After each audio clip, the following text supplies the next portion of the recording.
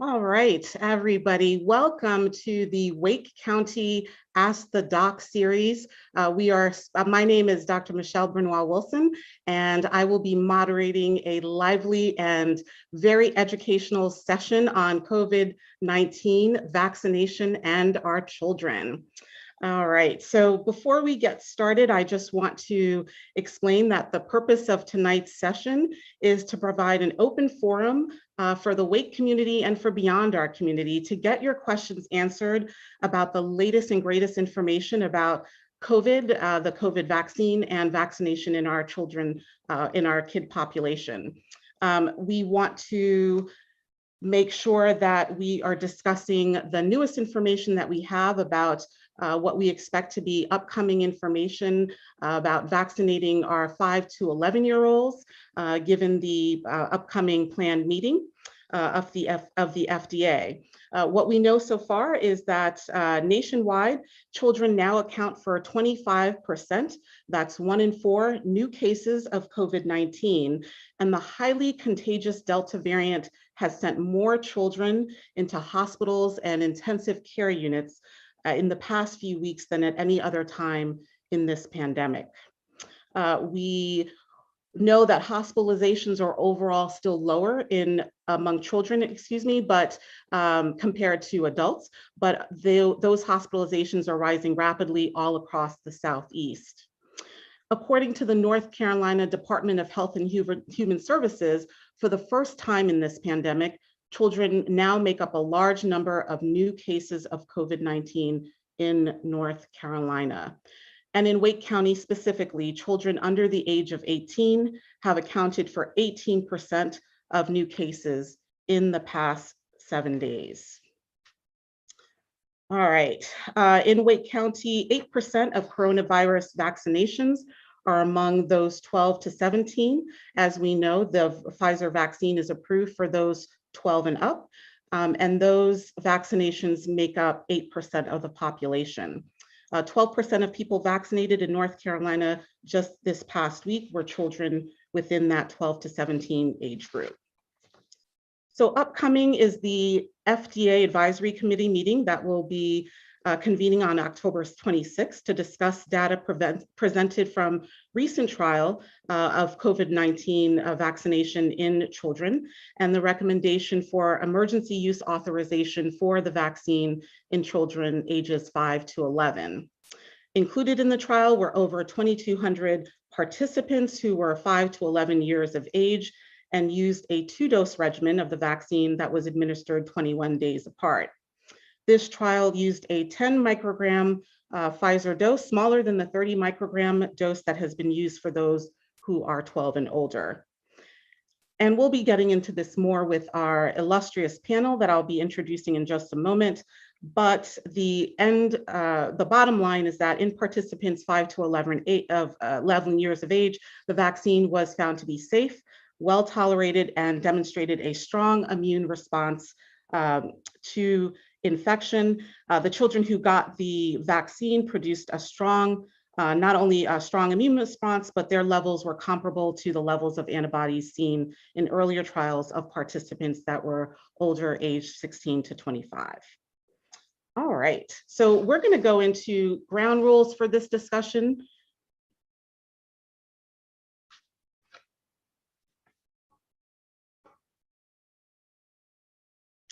All right, we are going to have a great informative time, but we do want to make sure that everyone participating in the chat room is respectful of other participants in both your actions and your words. Remember that we are all learning together, so please don't hesitate to be curious and send questions and comments to us through the chat. We want everyone to enjoy themselves and feel safe, and we will take appropriate measures to ensure our collective well-being. All right, so let me go into introducing our fantastic panel. I personally know many of you because of the wonderful work that you've been doing in our community. First up is Dr. Jamila Fletcher, who is a native of Raleigh, North Carolina. She is a board-certified pediatrician who works as a partner in her private practice at Raleigh Children and Adolescents Medicine. In addition to her clinical duties, she also teaches third-year UNC medical students as an adjunct assistant professor, and she was recently inducted into the Academy of Educators. Congratulations for that, Dr. Fletcher. She is also an active member in her church community at Baptist Grove Church, and she is a board member for Big Brothers Big Sisters of the Triangle and has been actively involved in vaccinating in our Wake County community. Can you say a little bit more about yourself, Dr. Fletcher?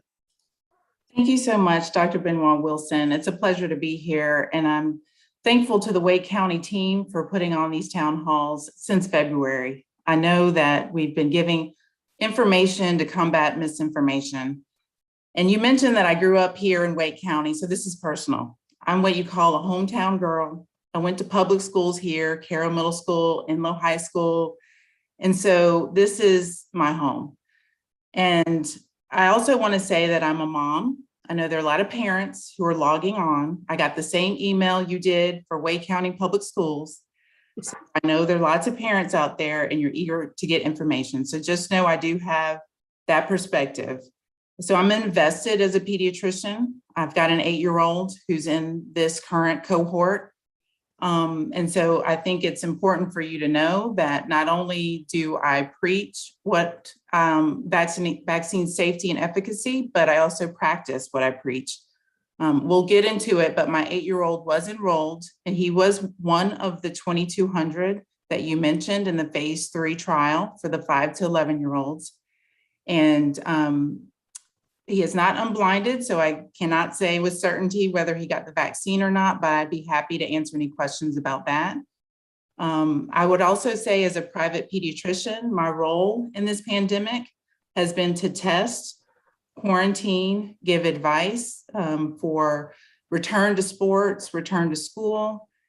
We are currently, as a practice, vaccinating our adolescent population, so I can answer questions about that. We also care and refer unfortunate long haulers, people who may have had some myocarditis or cardiac symptoms, as well as dealing as a private practice with safety for our staff. So there's a lot of questions that I can try to answer related to that as well. Thank you for having me. Absolutely. Thank you for being here, Dr. Fletcher. Next up is Dr. Ibukun Kalu. She's an assistant professor of pediatrics in the Division of Pediatric Infectious Diseases at Duke University Hospital. And she's also the medical director for pediatric infection prevention and hospital epidemiology. Her ongoing efforts in mitigating community spread of COVID-19 has culminated in a medical expert role on the inaugural Durham Recovery and Renewal Task Force, which is focused on comprehensively working with state public health officials, local health systems, and local business and community leaders. So welcome to our session here, Dr. Kalu. We are really looking forward to learning a little bit more about you, if you wouldn't mind sharing. Thank you, Dr. Benoit Wilson. Thanks everyone for joining us tonight. My role initially focused on preventing infections within the hospital, but COVID allowed a lot of us to pivot. And I've worked in communities, both with vaccine efforts, just education efforts in general. And in particular, we've sort of worked one-on-one with schools through the ABC Science Collaborative to just help us get back on our feet, especially in 2020 when we didn't know much about what was going on. Since then, there've been a ton of people just over the last year or so, and a lot more data that I feel like as we're heading into the authorization for vaccinations in kids, we now have enough information that we can make educated decisions. So I'm happy to be here, happy to answer questions about managing COVID and MISC, both within the hospital and in clinic. And of course, we'll defer to some of my colleagues on the call about some of the day-to-day things we have to deal with getting vaccines in arms and answering questions around vaccinations. Thank you so much. We look forward to learning a lot from you. Next up is a frequent participant in these town halls, Dr. Nicole Mashonga. She is the Wake County Government's Associate Medical Director and Epidemiology Program Director. She has been on the front lines of preventing COVID-19 spread, leading testing, and recently vaccinations for the largest county in our state. She is a graduate of Indiana University School of Medicine. And before joining Wake County Human Services, Dr. Mushonga was an epidemiologist for the Kern County Public Health Services Department in Bakersfield, California. Welcome back, Dr. Mushonga. Would you mind sharing a little bit more information about what your role has been at the Wake County Department of Health? Absolutely. Thank you and good evening, everyone. I am excited to be here tonight to really answer questions.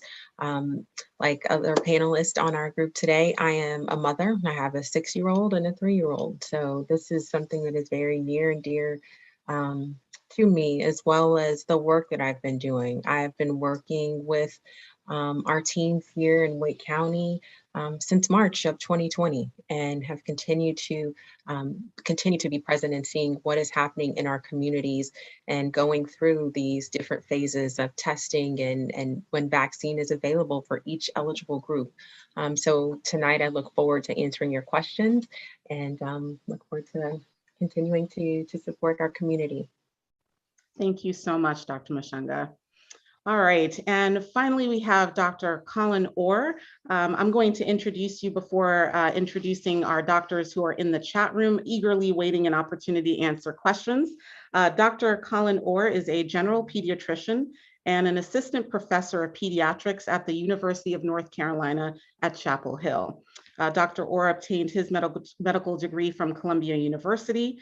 And after completing his clinical training, he moved to North Carolina to complete a research fellowship at UNC as well. His research focuses on health disparities among children and diversity of the pediatric workforce. Welcome, Dr. Orr, and can you please share a little bit more about your experience working within this, our community to combat COVID-19?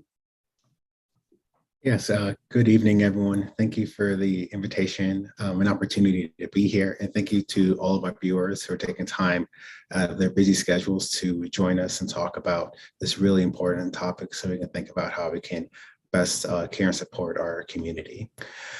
This topic is very near and dear to my heart.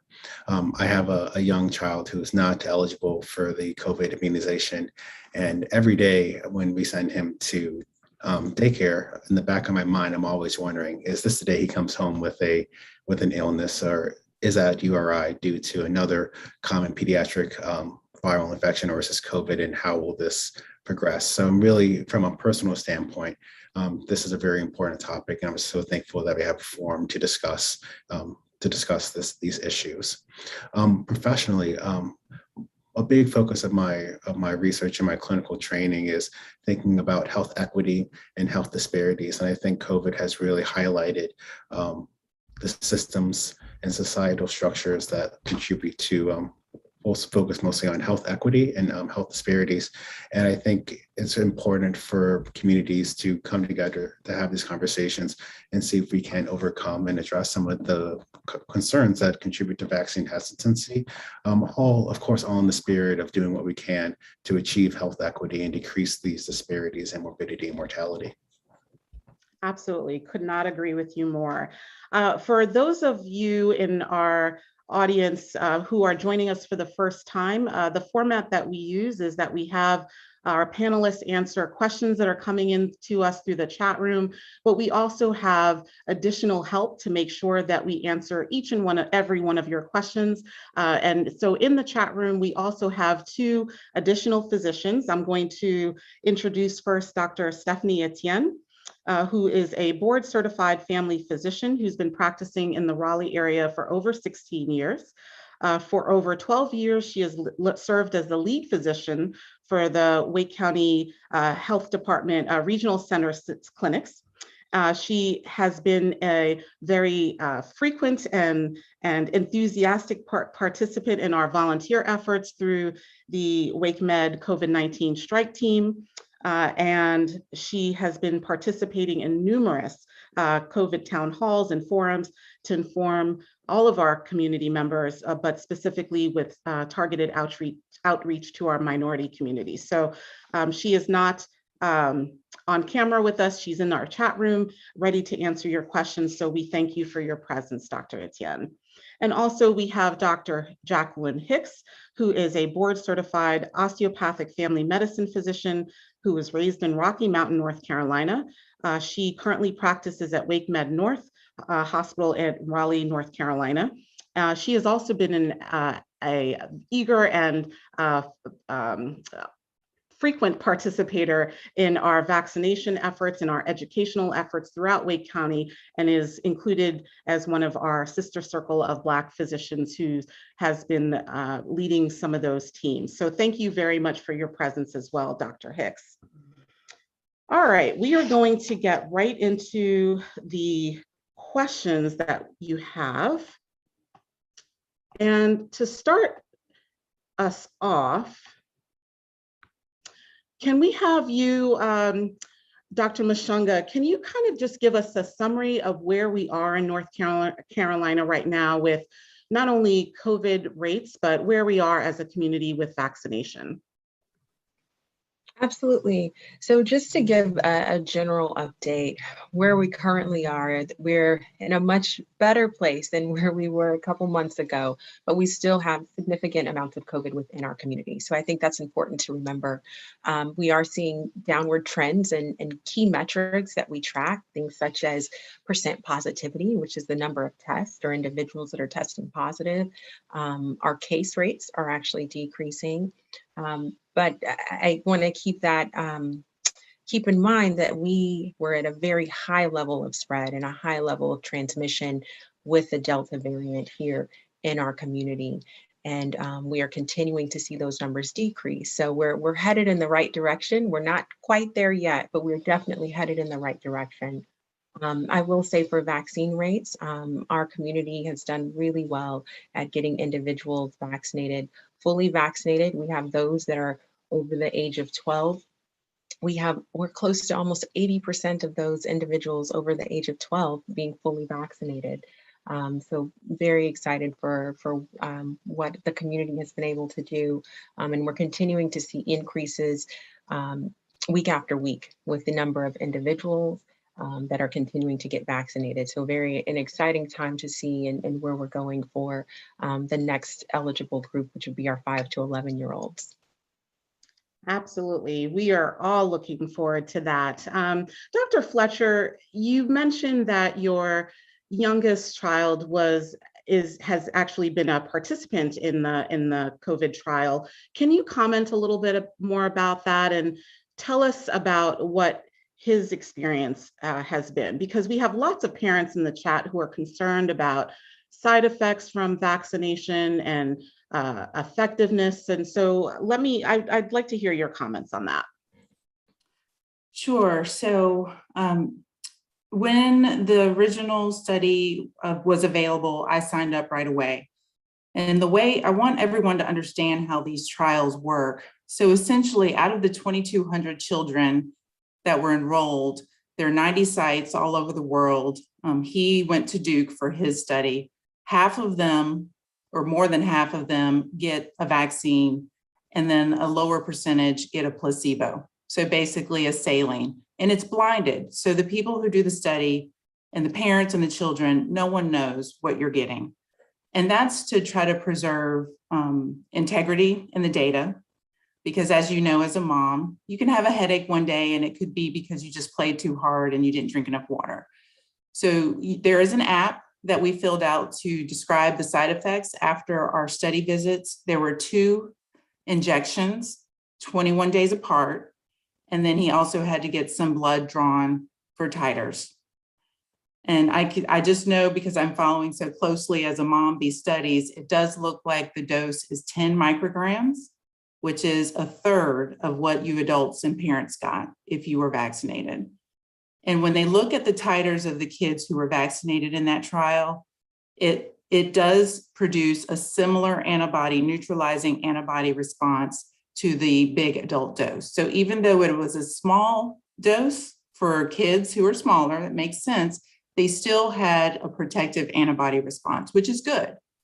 Because I think the study designers were brilliant. They knew parents were not going to tolerate high fevers, achy, lots of side effects. So that's part of the phase 1 trial, is to figure out the safety, the dosage, and then by phase 3, they already know the dose, they already know the safety. Now we're just looking at long-term side effects. And it is very similar, it looks like, to the side effects that adults and adolescents experienced with their dosage. So there could be fevers, there could be headache, achiness, and fatigue, but thankfully those are self-limited and they go away within 48 hours. Thank you so much for that, Dr. Fletcher. I'm going to take a question from Blair, who posted a question in the chat. Blair's question is, I'm interested in hearing discussion regarding child-to-child transmission, child-to-adult transmission, and the information available regarding COVID vaccinations and its effect on those transmission rates. I'm going to turf that question to Dr. Orr. Do you have, what do you tell your patients or your patients' parents when you see them in the office with regard to how likely it is that a child can transmit COVID to another child, especially because we have schools that are open, and to adults in their family, many of whom can potentially be more susceptible to infection? Yeah, and that's a really great question. And I think the answer can be somewhat complicated and dependent on internal factors to the family and also community level considerations. So I think most importantly, from a community population health level, we do know that the rate of vaccination of the community does impact the type of, or the prevalence, or the frequency of person-to-person spread. And then I think once we think about the rates of transmission between a child to a child or a child to an adult, there's a few additional factors which need to be taken into consideration. A few of those factors are the age of the child and how closely they are interacting with their adult caregivers. If a child is a toddler or a preschooler, they might need to have more direct and closer frequent contact with an adult, which increases their risk of potentially transmitting to an adult. And as you indicated, depending on the comorbidities or medical history of the adult, could represent a significant exposure. And so I think it's really difficult to say, but I think one thing that we can say concretely is that vaccinations do help. The larger, the higher the number of vaccination in the community, the reduction that you will see in the rates of transmission. But that's a really great question. Yes, and thank you to Blair for asking that. I'm going to pick up Russell's question, which is presented in the chat. It is, if kids are not dying from COVID, and I'm going to give this question to Dr. Kalu. If kids are not dying from COVID, why should kids get vaccinated? Thanks. So the importance of vaccination is not just for prevention of death. We've been lucky. This past year, we were extremely worried that as kids transmit every virus, you all know about kids just exchanging viruses month to month, we expected COVID would be the same. But we've seen a distinctly different pattern in children, which is good. We've been able to keep our children safe by fairly easy to use mitigation measures. I know there's a lot of conversation about masking in the chat, but that's one of them and it's worked. However, we've now seen a higher proportion of positive cases occur in children. And we're starting to see more children hospitalized, so coming into the hospital and into the ICU with COVID. Vaccinations can help prevent infection in general. It can help prevent spread. We saw some decrease in that prevention with Delta, and it certainly prevents kids coming into the hospital with the infection. So getting an infection that's severe enough that you need to come into the hospital. Long term, we also know that vaccinations prevent sort of that household spread. So if children remain unvaccinated and they're the only group that still have not received vaccines, and this virus mutates just enough to start to impact those that are unvaccinated, that can become that small group of rapid spread and they can spread it to other more vulnerable people, such as older adults or those with immune systems that are not very strong. So I think there are two ways to look at this. Vaccinations can protect the child, so the individual child, from having a severe infection. We do see long-term COVID and also hospitalizations in children. And also there's the public health. That's the second one, the public health effort here, where it just helps to reduce the rates of COVID in the community. COVID will burn out. We've seen that happen with the peaks of the spike peaks in the valleys. So we know that it will spike up and then burn out, but we really don't want to have our children be the only unvaccinated group that are just waiting for the next variant. Thank you so much for that answer, Dr. Kalu. Such important information to have. There's a question, you mentioned masking in your answer, and there's a question from Mel Feelingood in the chat. And the question is, should masks be worn both inside and outside of the school building? Dr. Fletcher, I know this is probably a question that you get quite often from concerned parents, especially those of young children who are too young to get vaccinated and are worried about kids returning back to school. But they're also outside on the playground. There are also lots of school board communities that have been debating the usefulness of masking. What do you say with regard to masking in general, but also, do we have to have our kids wear masks outside? I would say in general, we know that COVID is because of wind and natural ventilation is not as easily spread outside. So if a child is able to socially distance outside, which for the most part you can, then it is relatively safe. I cannot say it is 100% safe. So if you want to decrease the risk, masking outside for an unvaccinated child would be safest. And definitely indoors. You know, if you are in a classroom, that ventilation is not as great. They're probably unable to social distance in the cafeteria, potentially, in the classroom, potentially. So all children need to be masked indoors. Yeah, and this is such a tough issue for parents, because there is a question in the chat from Shilpi that I'm going to give to Dr. Orr. What if there's a pocket of 4 students sitting together for lunch inside the classroom? What can we tell Shilpi about transmission from student to student in that circumstance, which we all experience every day because our children are eating and interacting with each other at school?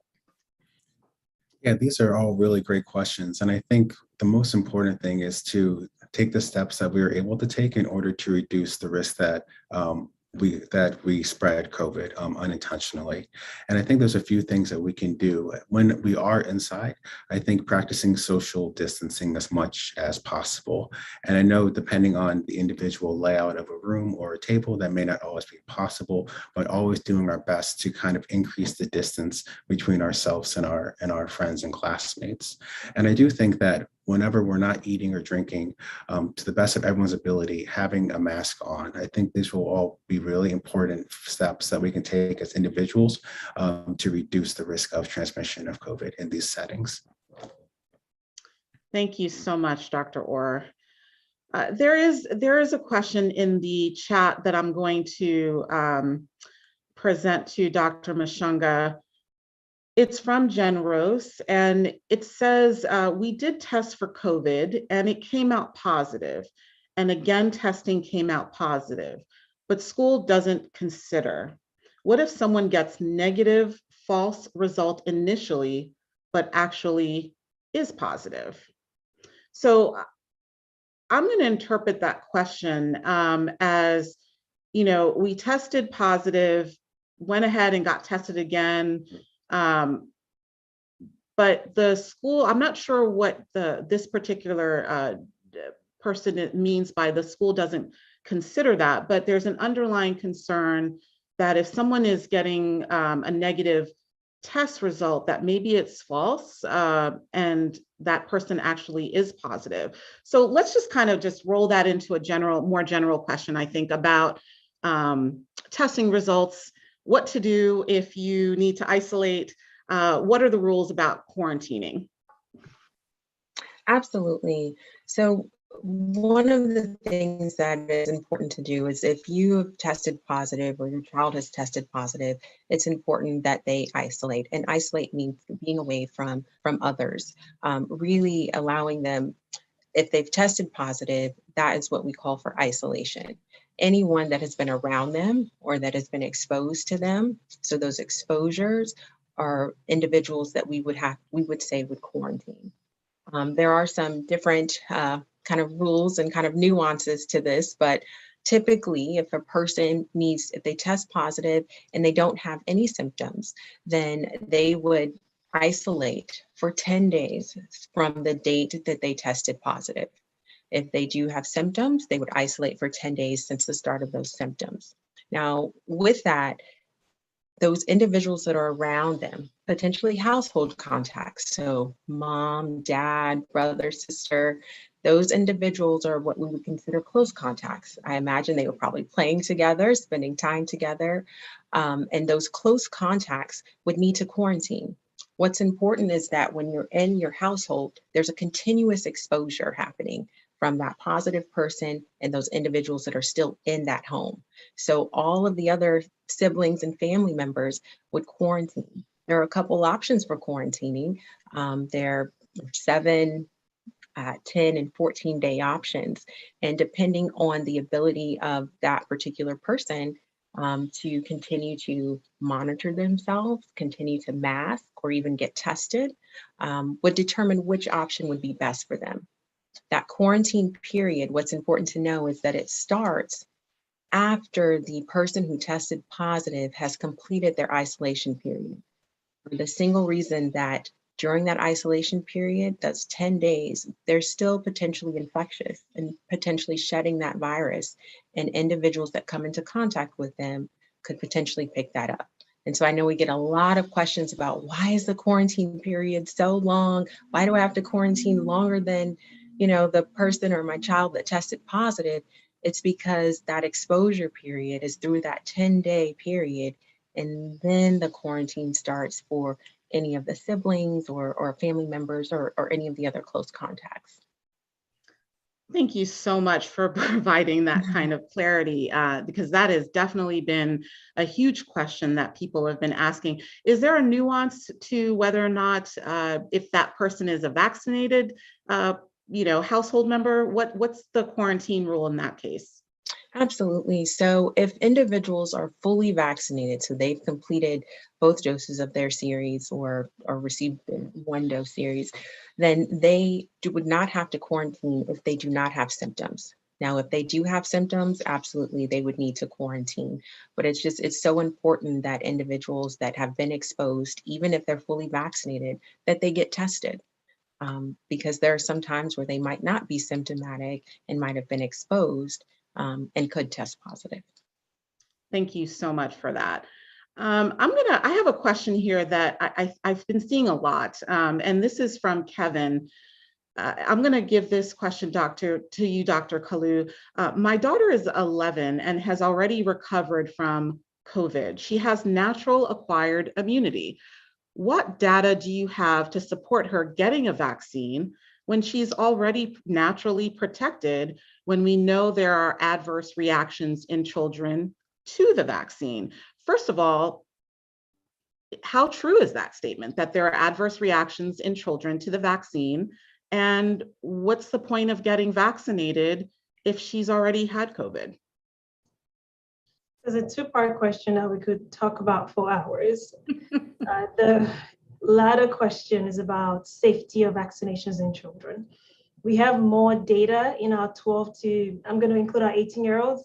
Some 18-year-olds don't like to be considered children, but 12 to 18-year-olds, because we vaccinated millions of them in the last couple of months.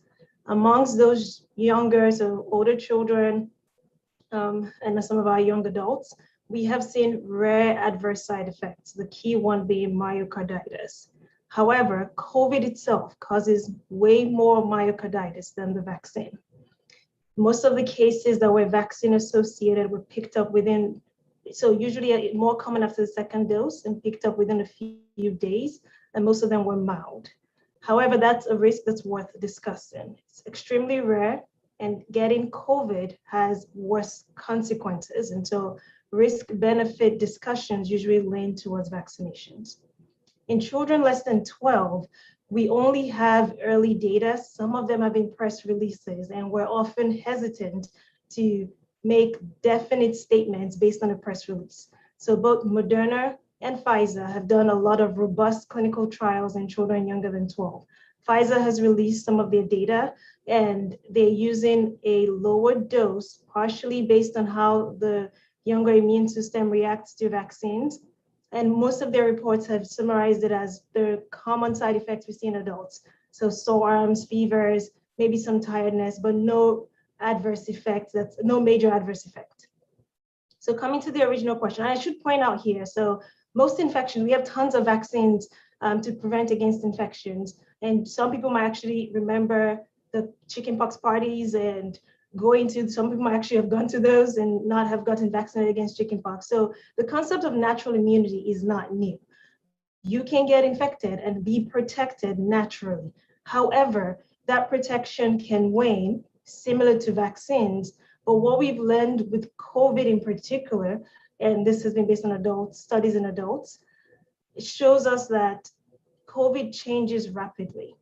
Vaccine gives you a broader protection so that if it changes again, and we're dealing with COVID gamma next year, which we all hope we're not, the vaccine has almost covered the basis for most of the changes within the spike protein. So should someone, child or adult, that has had a prior infection get vaccinated? The current recommendation is yes. Some providers might suggest that you might not need a booster because you've gotten your natural booster, so you got infected after you finished your vaccine series. Or some providers are giving one dose, so you got your natural infection and then you get your vaccine as a booster to your natural infection. And all of that, they're all likely safe, but the current guidance from the CDC, which in this public setting is what I'm going to repeat, is that if you have been infected before, you should get a full series of your vaccination to promote broader protection. Thank you so much. That is such a huge concern amongst parents, and also that's a point that we oftentimes hear as a reason not to get vaccinated. This idea that natural infection causes lifelong immunity or some version of prolonged immunity, and we definitely want to give the true facts about that. So thank you so much for that. Dr. Orr, there's a question in here about long-term COVID symptoms. Why is vaccination so important when such a small percentage of deaths are seen in children? What information can you give our parents who are really concerned about the effects of long-term COVID and using that to help them make the decision in getting their children vaccinated? Yeah, I think these are all really great questions because I think a big factor of this is shared decision making and making sure that people are informed with the proper data to make the best decision for them and their families. And I think the big thing is, although thankfully kids to date have been relatively spared from the worst of COVID, they are still getting impacted. And although the death prevalence among children may not be at the same rate as adults, we do know that children are getting admitted to the hospital. We do know that kids are not only getting admitted to the hospital, but ending up in the ICU and requiring mechanical ventilation with a breathing tube. And although death is not thankfully not the most frequent outcome for those situations, the idea of having a child end up in that situation, although they recover, that can leave a physical and emotional scar on the child and children of the family and the child. And if that can be avoided, I think that is a discussion worth having, especially with an intervention such as vaccination, which has a really strong and impressive safety track record. So I think that's one of the big reasons, is that in order to do our best to prevent some of these longer term outcomes and short-term consequences, such as just a child being sick or having to go to the ED, if these outcomes can be prevented with a safe and well-tolerated intervention, I think that's a really important thing for families to discuss and strongly consider for their family and children. Absolutely, thank you. There is a question from a parent who has an asthmatic child, and Aziza writes that her 10-year-old has asthma and allergies. Aziza has not been confident enough to send her child back to school just yet, and wonders, will her child be able to get vaccinated? Dr. Fletcher, can you answer that question? Aziza, that's a great question. And obviously it depends on the age of your child. So if your child is in this next cohort, 5 to 11, did she say her age, Dr. Benoit Wilson? Yeah, she said her child is 10. Okay, so yes, your child will be vaccinated if it is FDA approved under emergency use authorization.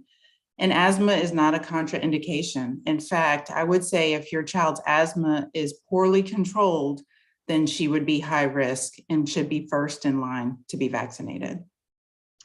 And I'll tell you that as a parent of an asthmatic, I wholeheartedly agree with that, that their underlying medical condition certainly made me even more concerned about contracting COVID. And so I was very eager and happy to be able to get my teenagers vaccinated.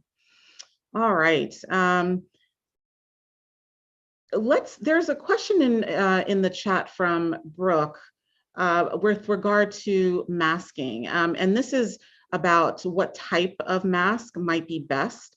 And so the question is the best mask for adults and children other than an N95 a 3-ply cotton or one that incorporates a filter? Let's see, Dr. Orr, do you want to answer that question? Yeah, this is a really great question in terms of the optimal mask for to prevent the transmission of COVID. And I think that the answer broadly is that a 2-ply or N95 is going to provide the most protection against the transmission of COVID. But I also think that any mask is probably better than no mask, especially when we think about the spectrum of children. We say children, but that's quite a wide range from 2 up to 19 with various levels of compliance with the mask. So I think at the end of the day, it's really important to find the mask that works best for a given child and their family and the situation and leads to increased compliance with that. I think that's probably going to be a really important thing to focus on when determining which mask is best for a child. And I think a mask with a child's favorite animal, Frozen, Spider-Man, something to make the mask fun and engaging can be a really positive motivator for children. Absolutely. You know, so basically what you're saying is when we go out into the community and we see people wearing their mask on their chin, that in that case, I would agree that those masks are just not effective, right? All right. Dr. Mushonga, there's a question here that says, so this is an interesting question from Chad. There is a reason why children are usually not in study groups, correct? Same with breastfeeding women and pregnant women. How do you know how safe this vaccine is in real children? Will you provide parents with informed consent? Do you want to tackle that question? Sure, I can take that. I think it's important because what we have been able to gather lots of data. What we have seen from the beginning and from vaccines being available is that we've seen this go through adults and we've seen it go through each age group. And we've been able to track and monitor that data and review that. And we have found that the vaccine is safe and that it is effective. And we're continuing to see that and continuing to gain that information. We're seeing very minimal side effects from the vaccine. So I think it's important that we are seeing this. I think just recently we've heard the importance of pregnant women getting vaccinated and how important it is for them to prevent severe illness and death in them. And so as the time goes on and we continue to see what's happening and continue to collect this, what we call real world data, real world evidence, we're seeing the importance of vaccine and how it is actually preventing these more severe outcomes in pregnant women and children. Yeah, and that's absolutely true. And as an obstetrician gynecologist myself, I just want to echo what you just said, which is the importance of vaccination in all of our populations. And we know from the studies that have been done, this is the most well-studied vaccine that we've ever had. And that includes for pregnant women as well. And we now know that it is very safe for pregnant women to get vaccinated in any trimester of pregnancy. And the overall question that this person was asking is, that kind of just, an assumption that children and pregnant women are not included in studies, and that's actually not true. And it's very important that we continue to include different populations who are, different in age, different in reproductive status, different in regard to, underlying medical conditions, so that we can test the safety of certain drugs and vaccines, et cetera, in those populations. So this is actually a vaccine that is being very well studied and has been very well studied to date in many different populations. And now we have more data on children. And the important thing as well is that we know that these trials are ongoing, right? There's not a stop point. We're continuing to look and our researchers are continuing to evaluate the data. All right. There is a question here, and I see a couple of questions, and I'm going to go back to you, Dr. Kalu, about myocarditis. This is really a hot topic concern for parents. And so the question from Chad is, how many children have died from COVID myocarditis versus myocarditis caused by vaccines? So I'm just going to interpret that question as, kind of being a what's worse here, and you did answer that, but I think because I'm seeing it a couple of times, let's revisit that specifically. So the data is being tracked a couple of ways. The CDC recently just pushed out data looking at kids, focusing on 12 to 17-year-olds that have been hospitalized for COVID, and looked at their vaccination status. And they found out that and we can share the links. I know people always want to know, but you can also just Google this and try and find it out. They found out that most of the kids that are hospitalized with COVID are more likely to be unvaccinated. There's always the one case. There's always the one person that's vaccinated that ends up in the hospital. Yes, but for the most part, vaccination seems to be protective against severe effects, including myocarditis. We've seen COVID march through the human body, even in young children that have no comorbidities. People have been asking a lot about prior history of this, maybe having asthma, for example, developmental delay, but even something as simple as obesity or no prior history of receiving any type of medical care for anything can still land a child with COVID in the hospital.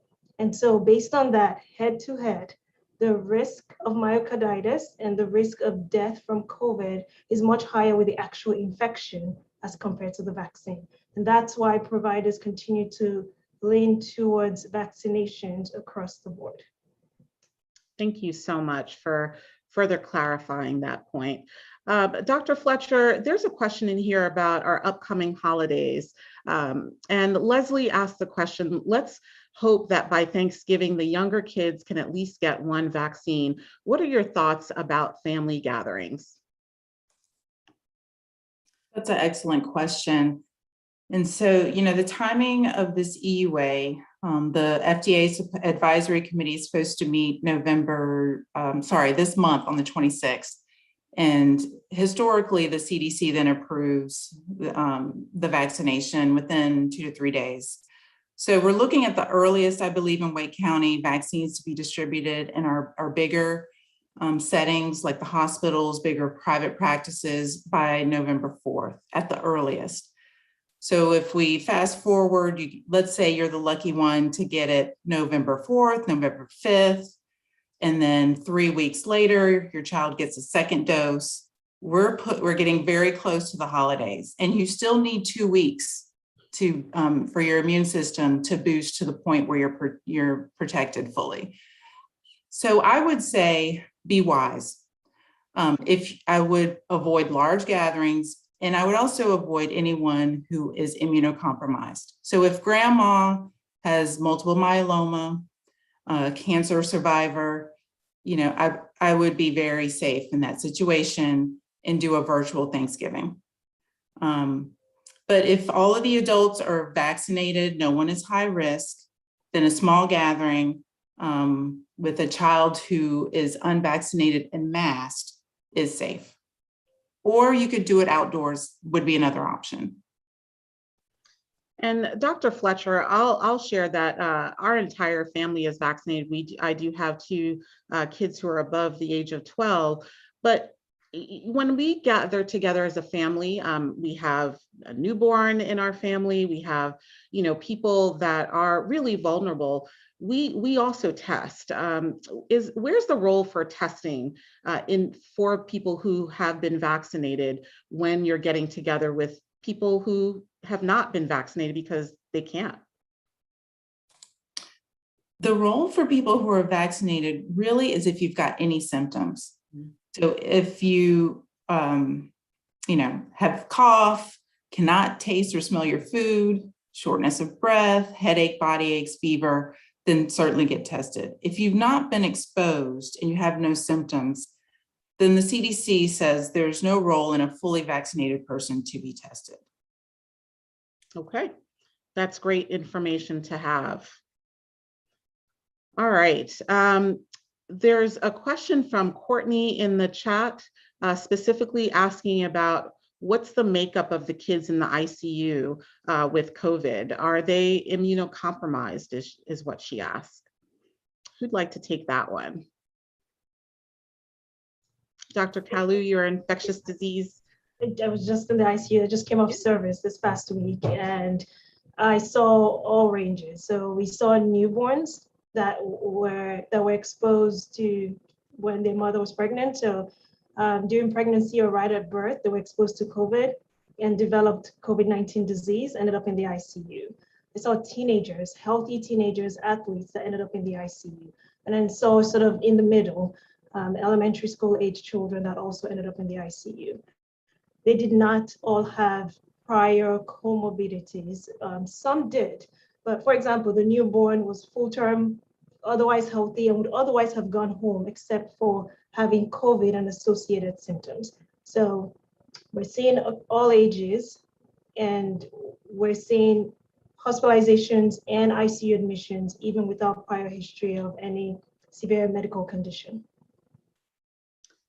Thank you so much. There are a number of questions in the chat about, what the makeup of the children who are in the hospital, what they look like in underlying conditions. So thank you for that. So there's a question in here, which I find interesting. It's from Todd. Do the doctors support vaccine mandates? It's a hot topic. Anybody want to answer?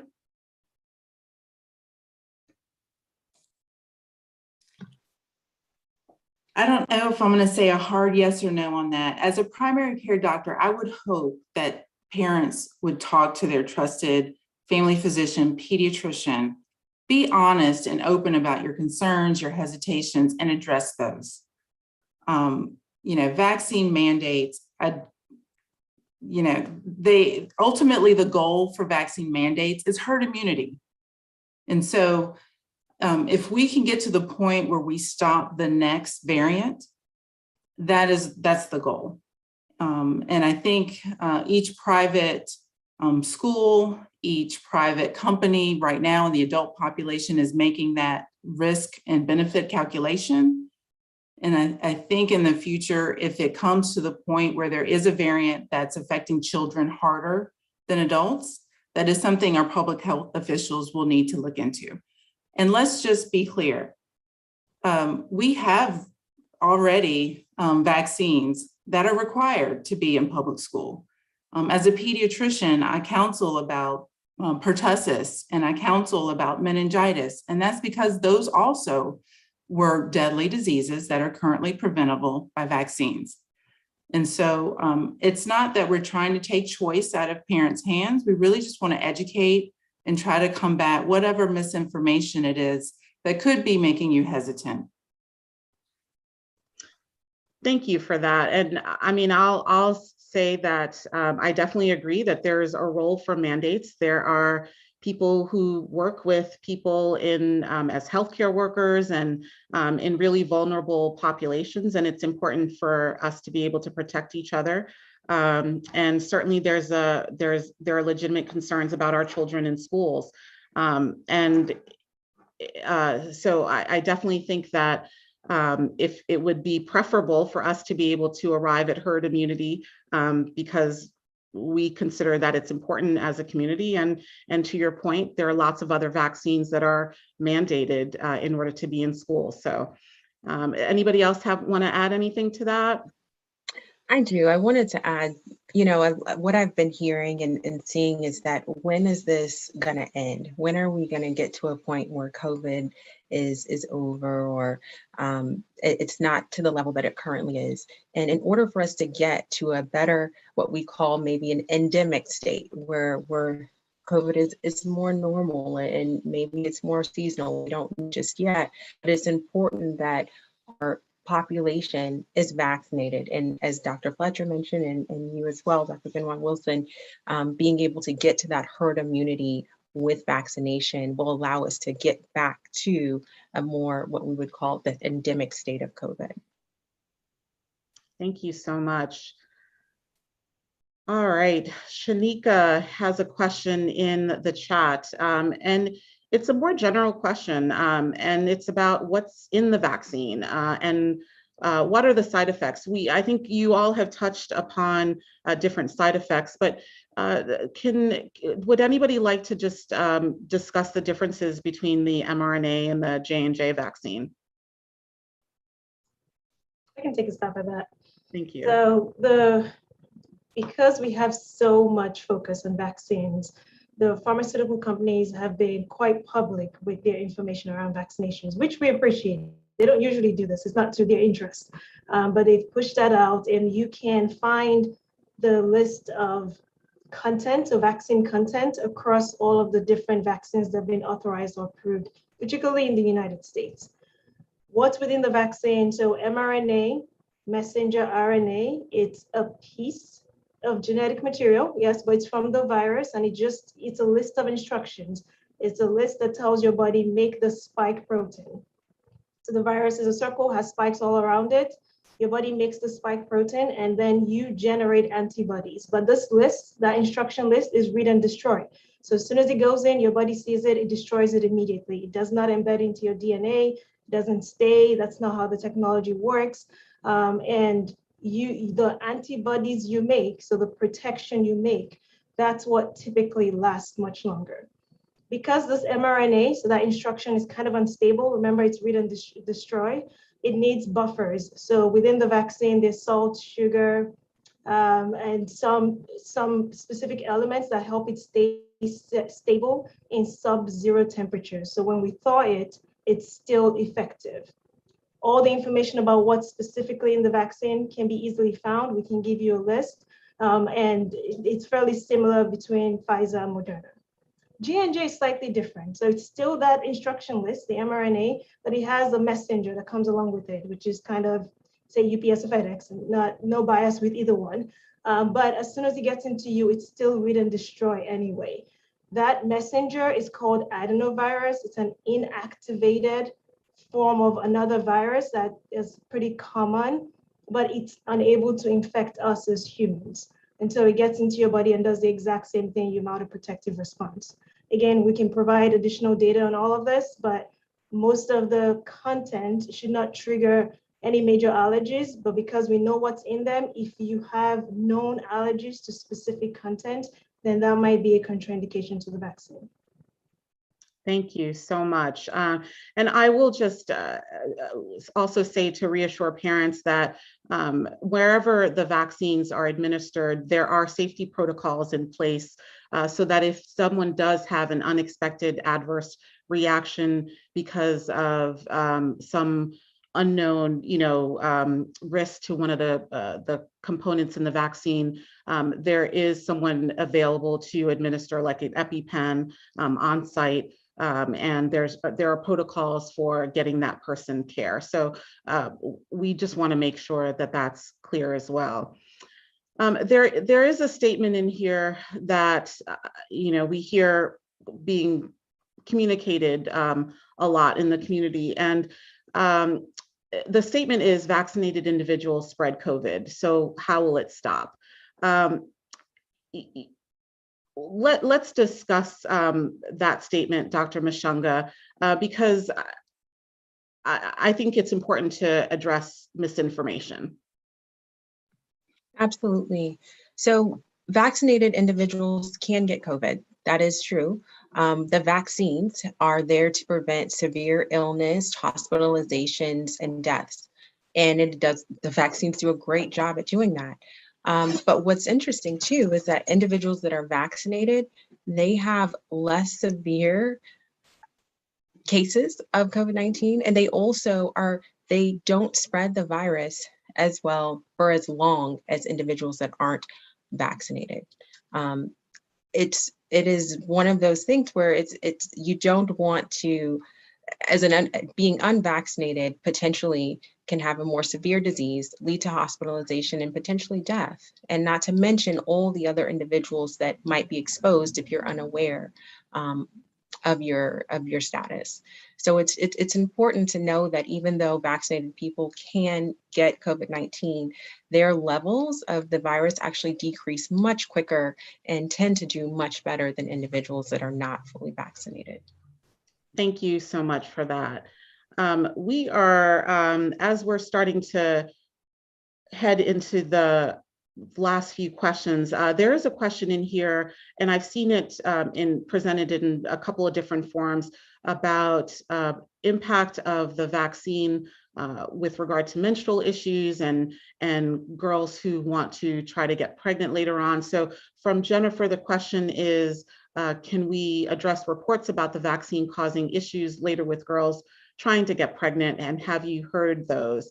And Jennifer, I'm an OBGYN, and I will tell you that there are a number of societies that we look towards with regard to looking at all the evidence that is out there and really evaluating it with from a lens of reproductive health for young girls, older women who are trying to get pregnant, or women who are pregnant, lots of different variations. And the Society for Maternal Fetal Medicine, which is the organization that specifically looks at risk of different things, including this vaccine in pregnant women, as well as the folks who treat infertility patients, have all agreed that the vaccine is safe in both women who are pregnant as well as women who would like to one day be pregnant. And so these studies are going to be ongoing, but we do know that COVID infection really has a bad negative impact on pregnant women. It also, the effects on sperm with regard to people hoping to have children in the future are as being looked at with regard to COVID infection itself, whereas we don't see those risks for the vaccine. So certainly I felt very comfortable getting my teenagers vaccinated, and I hope to have grandchildren in decades from now. All right, let's see. All right, lots and lots of questions, and I'm seeing that we're going to try to extend our question and answer period until a little bit later, which is great. So there's a question in here, Dr. Orr, I'm going to give this to you. It's about the weight-based, or I'm sorry, not the weight-based, but the lower dosage that's being proposed for kids. How does a 13-year-old that weighs 80 pounds take the same dose as a male 58-year-old that weighs 300 pounds? Oh, I see. Okay, so that's a great question. It really speaks to not only the age range that we're looking at, but the concern with even younger kids who obviously would weigh less. Do you want to tackle that question? Absolutely. I'll be sure to begin to address that question, but I would also defer to my colleagues to expand after if I'm unable to adequately address it. But I think an important thing is that for a lot of medications, once a child reaches a certain age and certain weight, the weight-based dosing can look very similar to that of an adult, which can sometimes sound very counterintuitive. But there are medications that we prescribe in general practice and in the hospital where the dose for, say, a 13-year-old can look very similar to that for an adult of a 58-year-old. And so I think this important thing to keep in mind is that these trials were designed and administered to children at a particular dose, and that's the dose that we know will give us the clinical outcome that the clinical trial showed us. And that's why we're operating under the data from that clinical trial, which is one of the best ways to get an idea of the safety, efficacy, and impact of various drugs. Does anybody want to add anything to that? All right, I think that was definitely, that question was addressed. And so this is an interesting question, and you know, we're really committed to taking some of these tougher questions.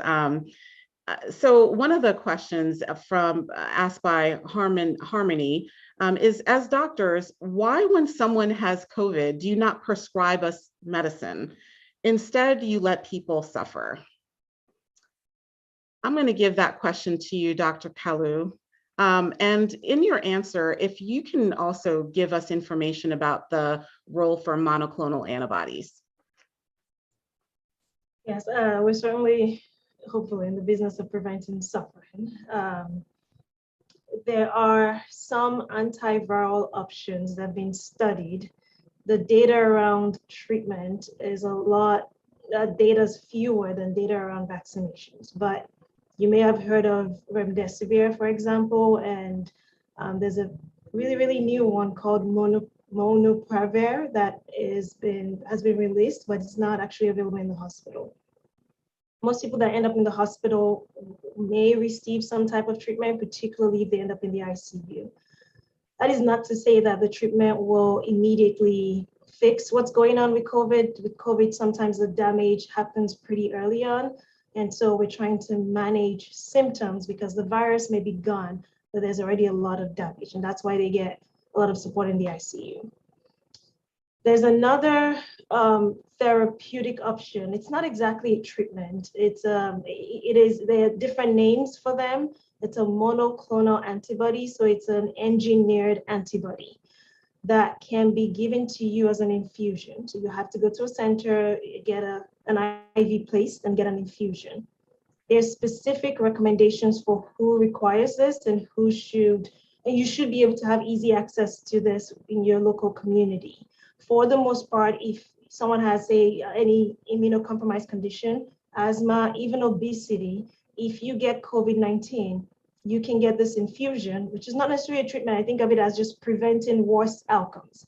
And they've shown some early data down to age 12, particularly if you have household exposure. So in your house, it's a lot of virus that may be spreading, that it prevents you from worsening. It's not a fail-safe, it's not always 100%, but if you can catch it early and prevent you from getting into the hospital, it's a lot better because once you get in the hospital, we have fairly limited options to actually treat SARS-CoV-2, the virus that causes COVID-19.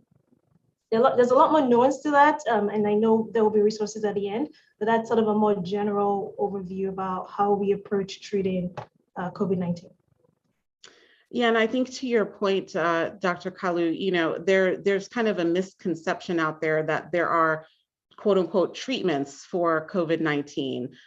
What we have are ways to try to help and try to decrease the burden of disease, but there is no cure. And certainly the best thing is to prevent getting infection in the first place. But also we do want to be aware of some options, including monoclonal antibodies for people who are high risk, that can potentially make the difference between getting more severely ill if someone finds that they are infected. And certain high risk categories, again, as an OBGYN, I'm gonna always stress that pregnancy in and of itself is a high risk category. First step is to get vaccinated, but certainly if you get COVID-19 and you have either been vaccinated or not, but you have an infection, then you immediately qualify for monoclonal antibodies. Of course, other people who have high-risk conditions need to also make sure that they call their doctor before they start developing symptoms within 10 days of a positive test to see whether or not they qualify for monoclonal antibodies. So thank you very much for that. And I'll also say, Dr. Kalu, what I hear a lot in the community is people are hesitant to put foreign substances into their body. And I'm not sure that we're really talking about how new some of these other medications that we're giving to help treat the damage that COVID does. Some of these medications that you end up having to take long-term and blood thinners. And so you're putting a lot more into your body if you get COVID-19 than getting the vaccination to prevent it. So we'll just say that. All right, so can we, there's another question here from Harlem. It says, can you say by when these vaccines will be FDA approved? We did talk about that at the beginning, but can we say another couple of words about what we're looking at with regard to the EUA and when we will start hopefully vaccinating kids 5 to 11? Let me ask Dr. Mushonga. Sure. Yeah, so we're expecting that 5 to 11 vaccinations will be available, as Dr. Fletcher mentioned, in some of the larger sites beginning that first week of November, and with other locations and practices there shortly thereafter. So really beginning in November, the first couple of weeks of November, the availability of vaccine for 5 to 11-year-olds will be, should be pretty prevalent within the community. Thank you. There's another question here about masking, and I've seen this a couple of times. What is the plan for mask mandates? Any plans for when we can do away with masks for the kids? Dr. Fletcher, do you want to try that one?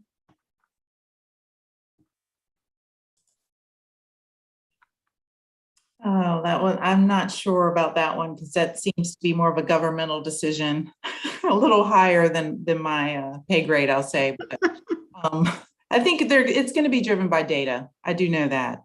I have confidence in our public health officials, Wake County, DHHS, that they're going to look at the numbers. The CDC is also tracking variants. So who knows what the future holds? God forbid there is a variant that is more contagious than Delta.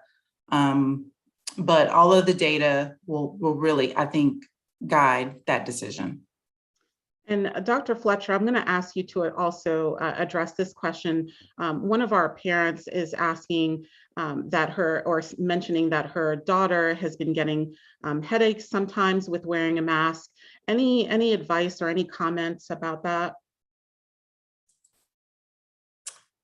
There's no, I'd say, basic scientific data to explain why a mask would contribute to headaches. I would speak with your primary care doctor. Just because a headache that's chronic or intense does need to be evaluated in a pediatric office with a thorough history and physical. So I would really encourage that individual to reach out to their primary care doctor. Thank you so much. And Dr. Mushonga, there's a question here about prevention, prevention of hospitalization with regard to the use of vitamins, zinc, baby aspirin. Can you comment on some of these over-the-counter medications that people are potentially using to try to stave off getting the infection? Yeah, what I can say is that we know the best prevention that we have is vaccinating and getting a vaccine. Along with that, taking in other measures, masking, social distancing when you're in crowded spaces, if you're masking if you're unvaccinated, and masking even if you are vaccinated in indoor settings. I can't necessarily comment directly on the over-the-counter medications, but we know from the data that what we're seeing, the best way to protect yourself and to protect others around you is to get vaccinated. Thank you so much for that. All right. And Dr. Mushonga, can you also answer this additional question? It's about how long after contracting COVID can a person still test positive? Yeah, so we have seen this happen and where it has been weeks and sometimes even months where individuals have tested positive after their initial course and initial test. What we do know is that at least from the public health side, we don't really consider things a reinfection until at least it's been at least 90 days or so since the individual has tested positive and they begin having symptoms. But that's why the recommendation is not for individuals to continue to test after they have initially tested positive. There's no need for you to test again or to test negative. Just after you've tested positive, remember to isolate and wait until your course it improves and your symptoms improve.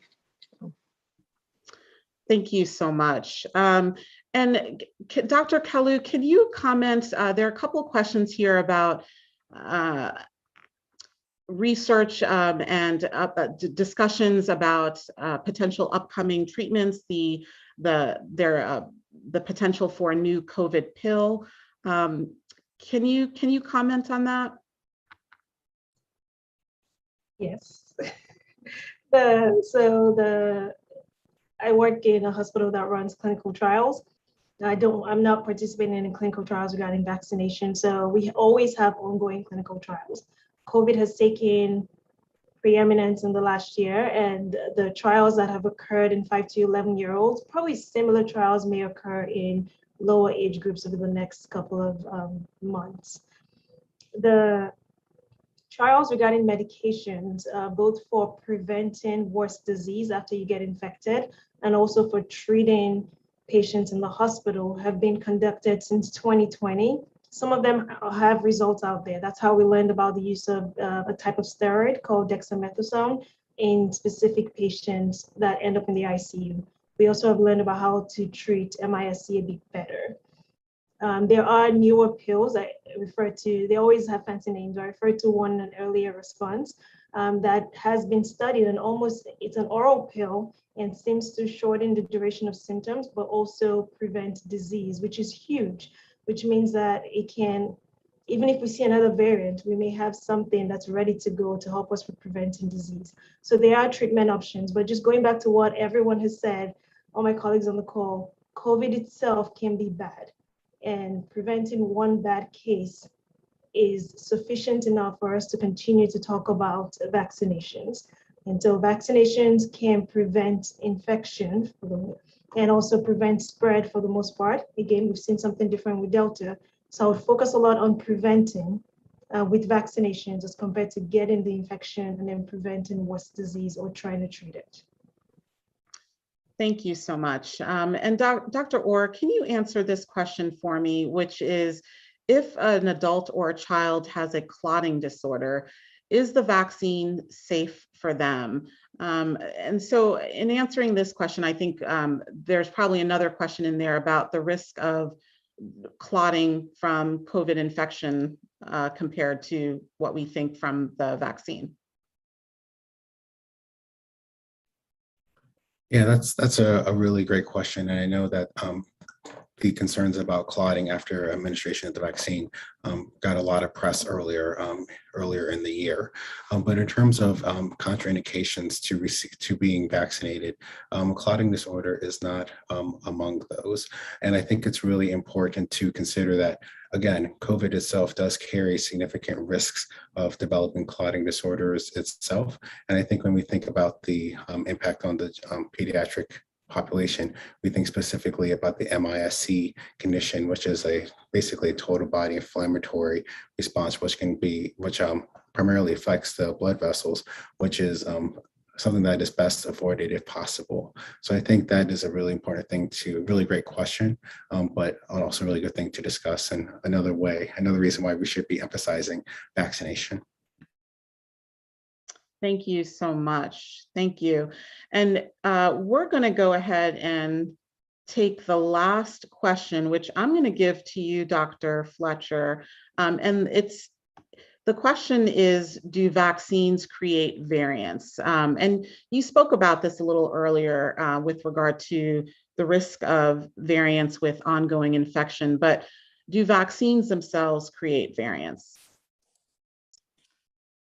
So I'd love to hear Dr. Kalu's take on this because she's more in the infectious disease expert. But my understanding of variants is that variants occur when a virus replicates.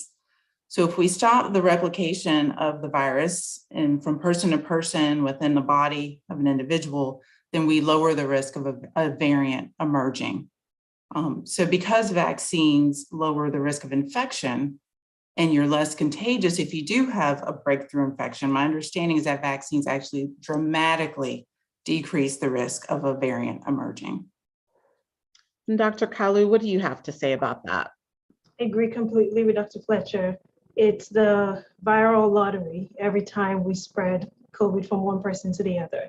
And that lottery means the virus actually wins because the virus gets multiple chances to create a new, stronger version of itself.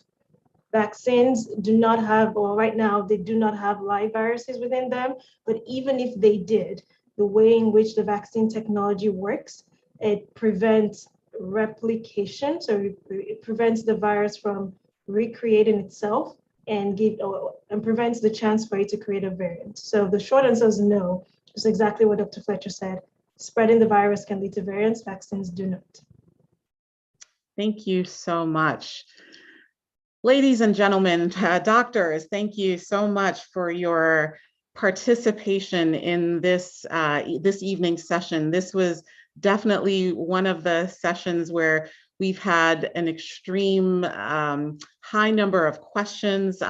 Definitely we have parents that are concerned about not only their children's risk from getting infected, but how to protect their children best. We have parents who are excited about the vaccine. And quite honestly, parents who are also a little bit anxious, which I think is normal about what this means for their children. So I thank you so much for providing such an invaluable service, Dr. Kalu. We thank you for your hard work, your research, and we really look forward to hearing more as we learn even more about COVID and vaccines and other infections as well. Dr. Fletcher, thank you so much for your participation in educating our communities, vaccinating, seeing our children in your office. Hugely important, Dr. Mushonga, for your expertise in epidemiology and for your work in the Wake County government. Thank you so much for your help, Dr. Orr, and your taking care of our children and helping to keep all of our families safe. I do also want to shout out to our physicians who are in the chat room. I know that they've been kept very busy during this last hour and a half. Dr. Jacqueline Hicks and Dr. Stephanie Etienne, thank you so much for your invaluable service. We are going to close out. I think Michele has probably some closing remarks. Do you want to give me those remarks, Michele? And then we're going to let our panelists kind of give also their final thoughts before we close completely. Actually, why don't we let our panelists go first, Michele? All right, I'm going to start with you, Dr. Kalu. Any last minute thoughts? Thank you again for moderating this and for those that have listened as well. My last minute thought would be, we're learning more each day. Please reach out to your trusted providers and be open to discussion. And certainly I will continue to encourage everyone to get vaccinated so we can get around the curve with COVID-19. Thank you. And Dr. Fletcher? Yes, thank you. I've really enjoyed participating, and it really is an honor to be on this panel with the distinguished guest and Dr. Benoit Wilson as a moderator. I think this has been very informative, and I hope the parents really appreciate the time that's been taken today. And if my last thought is as a pediatrician, I'm here to advocate for kids. And I just want to push back a bit on some of the comments earlier about how kids, this is basically an adult disease. Kids have been affected by this, not in the numbers, but as adults, but they want to get back to normal. They want to get back to seeing their family who is immunocompromised. And the way to do that is through vaccination. Unfortunately, every childhood death is tragic, and there have been, as far as the CDC numbers in this country, 600 children who have died from COVID. And that number is too high, in my opinion, as a pediatrician. And if we continue to have low rates of vaccinations in pockets of this country, pockets of the state, there will be more deaths. And I really hope as parents that you do your best to protect your child. Just like the parents here on this panel have said, our children are our greatest gift. And as doctors, we're saying we're vaccinating our kids. We are the first in line to do it. And I think that's the biggest endorsement that we can say for the safety of the vaccine.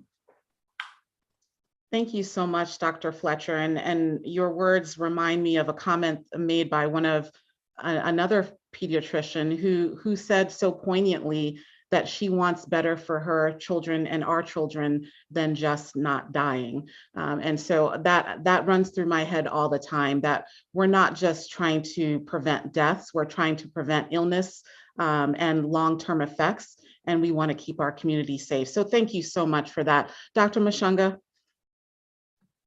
Yes, I just want to say thank you for having me again tonight. I enjoyed being on these panels and being able to share the knowledge and the experiences that we've had. I do want to say that back in January, as we were beginning to roll out vaccine, I had a conversation with my son, who was 5 at the time, and talked a lot about COVID and when is COVID over and what's happening, and explained to him that there's a vaccine now. So there's some hope on the way. And he said, Mommy, when can I get my vaccine? And I said, well, it's not available yet. It's not your turn just yet. And he said, I want my protection.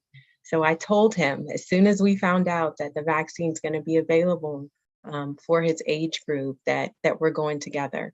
So he's told everyone in our family and everyone that he's excited to get his vaccine to provide him that protection. He wants that protection, and I mean, that's protection for our community. So I just encourage the parents out there, have conversations with your pediatrician, attend events like this where you can get trusted knowledge and trusted sources of information so that you can make the best decision for your family and your community. Thank you so much. And Dr. Orr, do you have any closing comments for us? Thank you so much.